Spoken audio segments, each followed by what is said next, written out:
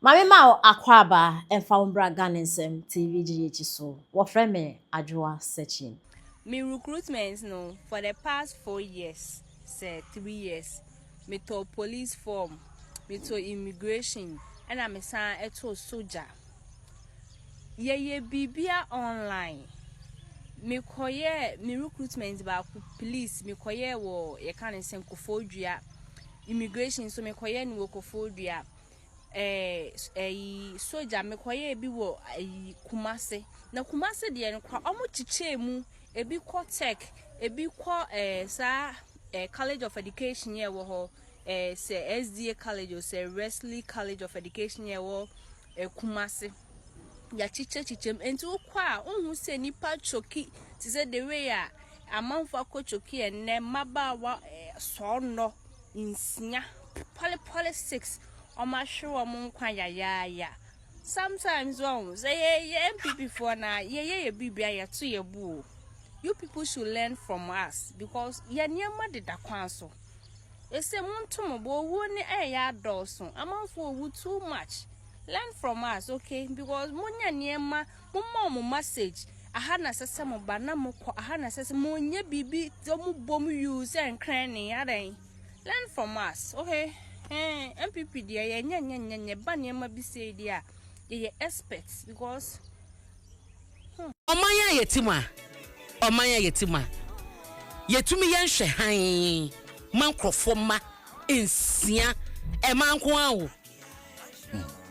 Eshiri wo monkwa na ye wo ministers na ye in charge egu so tete office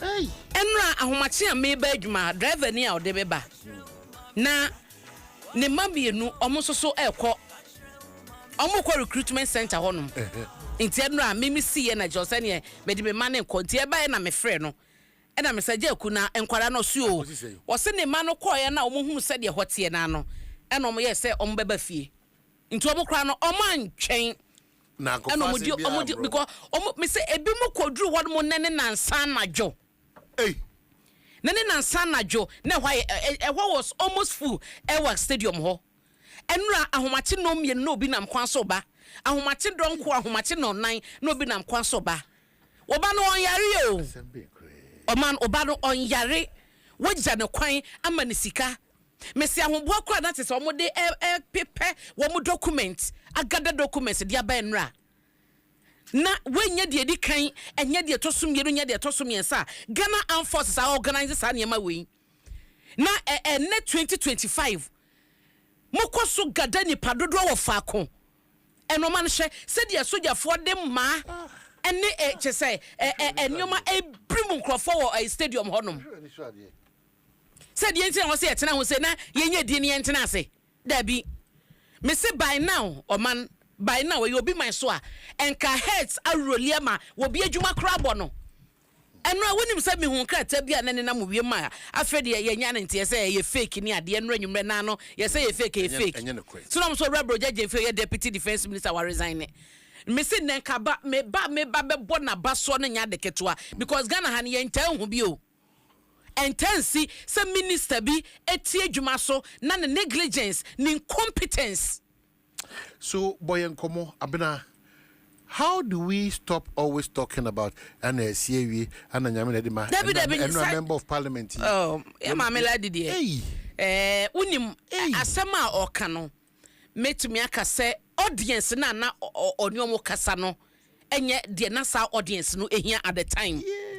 Obi enim sese obi ye Muslim a owo sa gidie no enam Quran church no owo sa gidie no kan ye no that cannot even be entirely one catch us there but the audience no and one catch us say o kremuni wadaroma now hwere o de hia ehihye ne kire se fa ko prekope but eno nkire se enka oni pedua no who said that oh man ebeka na meche se ye nyina ye ntiase na eye esom ne nye baako and again untimi nkoka se ade na esi no eye nyame pe ana amanesi na etwa sesa ade na esi nenes enya no kure and that's the mindset we have a very dangerous very archaic because eye obi incompetence yes obi incompetence and na wan kwere ya hwe mo yet yes is here. What say a wootry? One will say shine boat na a boom no a two. Now what catch on say enemy ye fast Eddie do second. Now one man do second with a cold radar be ama a cover you now. Say at that material moment no. No it's a sad no it's nyansan in Indiana and I'm sure boys and whatever. So if members of parliament start talking this way, yes, how no, we can't accept it. That's it. And the Ghana Armed Forces, they should bow their heads in shame. Also Ghana Armed Forces, say, oh ye be oh you be favor, oh you be favor. Mwankasa mako organization, mako organization. Now, Mampenia ba visiting. Now we now on the kasa, and then retract it, and I me say senka wotu me yetimi bring it back me say families no eya mo ne lawyer for me sama me say abusua na hwe mo adehye ne timi siw Ghana Armed Forces o man mo mi sama me say no me hu videos ni bia kwa ne deda fam e mai we deda fam abakokra de onwu ye wotum say o struggle so benya home na makoma akwara kra fie o say me kwa basesia e no me koka abakosem de ani ma no yeti hanam mofra 21 gender minister ne amon dwe o da so tina konwa so 21 yet hana wiem shemprim pam ebusuafo menka obi aya ade ntia asade no yo ne sie ne ebesi ne awesen kura mo eti omana nkasa ya chichire no do we really know what we want, where we are headed towards? Do we have future for the generation after us? Now we release our Ghana Armed Forces for the buyer and now we regret regretted. What do they regret? Have we learnt lessons over the years about your recruitment process? The numbers go works posted your monum no. Emphonia HH say joblessness. O man, joblessness nipa ni adwumaye. There is nothing that happens that doesn't happen at the right time. This is what the Almighty Allah has ordained for them. Today is their day. No matter how, no matter what, no matter who was there, as what. Even if we brought all the presidents of the world to sit there as ministers or whatsoever, once today is ordained for them to die, they will. And this is what has happened. Unless you don't believe in the oneness of God, unless you don't believe in the oneness of the Almighty Allah, it is not anybody who wanted them to die. There is nothing that happens that doesn't happen at the right time. This is what the Almighty Allah has ordained for them. Today is their day. No matter how, no matter what, no matter who was there, as what. Even if we brought all the presidents of the world to sit there as ministers or whatsoever, once today is ordained for them to die, they will. And this is what has happened. Unless you don't believe in the oneness of God, unless you don't believe in the oneness of the Almighty Allah, it is not anybody who wanted them to die. Well, Mr. Mo, the Munima, no, so warm, Rashibium. Now, the Cacasa, not them. Man, okay, no. Okay, man. Thank you. Bye bye. Only. Yeah, this is on 1 year. Where this are no officer sanity. And can was said by now. And when we say a year or no GD. Nyani GD sanity. They be on my dear. They be mean so but by now, can was so babon team Becca say. Ghana for some mechanic man can ye. Or retracted that statement, you know, because Juma was say, as self from penny for a woman, my position, titles, and ranks, I can see it out more. And what's the moon who ye na manye? Eh, not one mark, what I call. Not for better so banako. And what we have a catch himself, Diana Penoye. With Timiko pharmacy shops, Rani, no, a coffee should be a Brimobi, Sassam, Uncle Sibe, but a man I building on.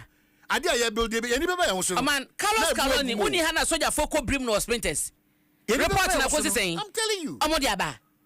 Ghana Armed Forces. O man na yechichino. Ye ni be buy hoso no. Na ebu ogum se grum. Na afie nyina na asa. Se mo se me obi anka, obi anye hwe. Ye nkoso e. Because if a member of parliament adjone kese we yesi, o se asem na si ne etwase esi ne na asia. Then why are we talking too much? And I want to woman. I was saying, I was here. Yes, I want to be emblem. I can't to you know. And you will quasi a casa baby. As a quantity to an abasa. Only per free muyen money back. Your best suggestion or input in a conversation or discussion as a member of parliament. Now we or my agenda minister train. Mama Mununya same here. I said here better chair more front to Edunuba as a gender minister. Or try my BBI, yeah. And yes. So that is the post. No, my obit me catch us any premier no. A post for before a moon call ebesinde or the parliament. And your man a cost or Guyana no. You I know na mabunu sunya nyina so say said one I was no or more for abrabo omre to chacha dia. They will find a way out of this. No, obiti the man in Sumu, Senate Parliament, a member of Parliament, I'll bet the panel. Oko Katchen say, never send anybody who was our kind of and who Abayaba, Abayko, none of them to chairman, minister, a year youth, or say, a year minister, a year youth empowerment and development. You're a Pablo. Or say, so mine no did not hold in a dad, Jenny, Sika, then a nibrebe court. Ashe mabruno ye die ne woni nkoso a how bebrebe no do saka chat was say aban bia ba os me create employment 2 million 3 million 4 million 1 million nanso okohwe unemployment graph na kwa na eden ekoso omuni adwuma ye adenti na mom ye nyina ensi gira ne yenka se efri mirisantene as Ghana de share na amanyosem for ye di tru kire ye ho ache etiebra so say ye nyoma ebeboa mo man daach no etimi adi mu awie peyo enya aniwu se omamu nyina timi transi besi na no pe ka se eye eko ayeku se yebetu yebema foma gudi yentu no ne kwa so no ensuo so ne kwa ma no aba ti nyina yen ka se nyame pese ye galamse enti da yesu se enti na aba no ye ma me ne wan kasa yie as a member of parliament and as a mother sempo no sana wugidie eka fa wo ho se sa maame na wo som no onka ho binimu ene edi eyawa ato no se ne baba ya wawie senior high school se wakwa se university bi wakwa wie na wote ho twen ese wo benya kwanya na wakwa online na kwa fill in the forms ya ba ne date se omra e was sports stadium na kwada sori ahomate asma make your mind me ho popa o na kwada sori ahomate ne mame agya ne kwa papa gya ne kwan ebi wo krompa wo fo na kasa na di wo mama no ekosi stadium ho na Ghana Armed Forces etumi bodwuma troka we ekokwada ya na betron krata na tema so no ne yankasa. We don't need any politicians' money to support the children. We don't need it. Because you're not bringing them back. We don't need it. We don't. Hey, nipa wu say ya na no ano no. Na nipa wu say ya na no ano no. Ye kan na ya se finance minister ko ready budget. Ade beti na kwa budget nko a obi awura fi nkwara no. Na kwa budget nko a obi awura nkwara no. Nkwara nsia maiwa. Yes, system Pedro man stadium nankasa according to mamu and mrante na ne wo honom no they lock the stadium with the protocol according to reporter yenya ye no unya access in rest stadium nim na wo de nipa mpempi ma begu abonten na wo san lock stadium na wo so onye den kom ne be free wall videos wo honom ma wo be hwe e be free wall na awofo edu omoma baye na meyi asrafo di ehoma ne ma na mu bro awofo de nkwada nyina adan adwuma no obepe. That's too much. Anya adwuma no obepe. As if so okopej more Ghana military as if say the most dien bia why nyoma bebra ba na yedi training kwada yedi man kwada timi pass on so etimi go through a certain process yedi ese yanko anim da because people continue to benefit from the corruptible act and the corruptible system. What is this? The release a no. Kwarada mochire. What is this? Me kwa ba oda mochi obana mu na akwa kofa. Na dem boni ben. Boni ben o man Ghana nipa ye. Boni ben na batan ye. Si ebe ye kandifo. Secondifo ne to niema no manfo ho han wo. O man wa wo padwuma, wo bebre sa. Wo padwuma ya wo bebre. Ateti ye do be fam. And nothing will be a person or your politicians say no. The easiest means to make money now in this country is to be a politician or wake up in the morning and destroy people's hard-won reputation, and credibility and integrity. So look at the foundation that we are building for ourselves. Open so di or my Ghana and yet say we entrepreneur. Nyasa wo san no adwuma bio. Nyasa wo boama abantima boama private participation course. Ma wano nya ya na fa hokodoma manyo. Chabon penifo eno ano no party ba benya position. Pete na wo disika. Okoye public service. A partisan nature. A security agencies, a partisanship. A judiciary, a partisanship. So everywhere, even where we talk about education, a partisanship. Eti biakra ya man kwada antiti ye wa adisua mu krana amanyo semete